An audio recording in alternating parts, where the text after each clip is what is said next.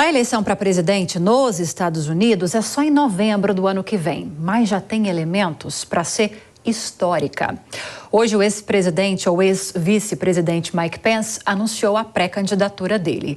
Ele vai brigar pela vaga entre os republicanos com Donald Trump. Detalhe, até o começo de 2021, eles eram aliados na Casa Branca. Quem vai trazer informações a respeito de todas essas movimentações para a gente é o Marcelo Favalli, que já está aqui. Favalli, boa noite a você. Me parece muito eleições aqui no Brasil, hein?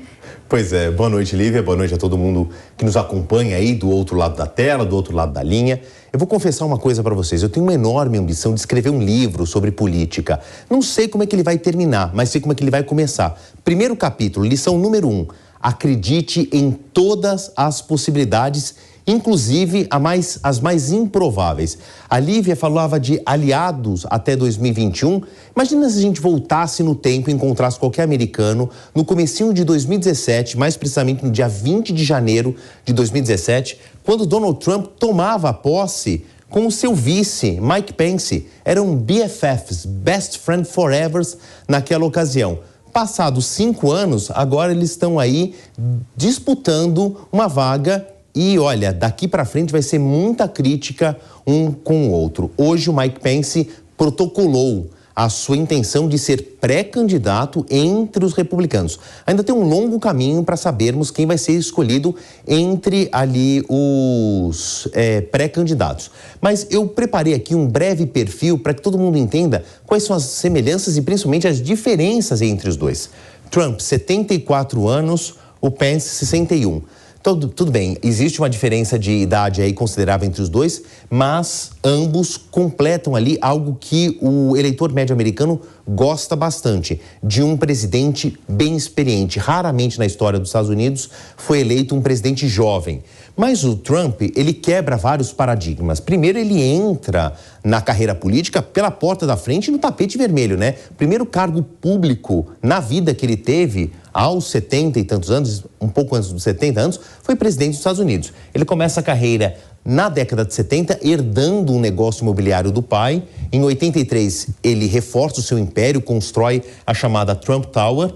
Na década de 80, olha esse detalhe, hein? Ele se filia ao Partido Democrata. Depois ele sai, tenta um partido menor e só depois ele vai para os republicanos. Em 2016 é eleito presidente, toma posse em 2017 e aí ele também cria uma presidência muito própria. Primeiro, usa o Twitter como comunicação direta com os eleitores, praticamente o seu porta-voz, usa o Twitter como uma ferramenta de comunicação, jamais um presidente tinha feito isso antes, e tem uma alta rejeição após a Covid. É claro que existem prós e contras, mas eu fiz aqui um rápido apanhado. Enquanto o Pence já é um candidato de carreira, passou pelo Congresso, foi governador de Indiana. Juntos eles têm aí pautas em comum. Uma discussão anti-aborto, anti-casamento de pessoas do mesmo sexo. Então esse é um ponto de alinhamento entre os dois. Mas tem outras pessoas no páreo. A gente falava algumas semanas do Ron DeSantis, que aparece com 20% da preferência dos republicanos para essa disputa interna, governador da Flórida, bem avaliado, alguém que nasceu em 78, relativamente jovem, deve vir a disputar ainda com candidatos menores. Nikki Haley, que foi embaixadora dos Estados Unidos dentro das Nações Unidas, ou seja, uma diplomata. Tim Scott, da Carolina do Sul, governador, e Asa Hutchinson, governador do Arkansas. Gente, ainda tem muita discussão, mas por enquanto convenhamos que o personagem da semana são esses dois aqui. A impensável disputa 5 anos atrás entre Donald Trump e Mike Pence, Lívia. Temos Lula e Geraldo Alckmin conduzindo a presidência do Brasil. Não é estranho para a gente isso. Obrigada, Marcelo Favalli. Boa noite a você.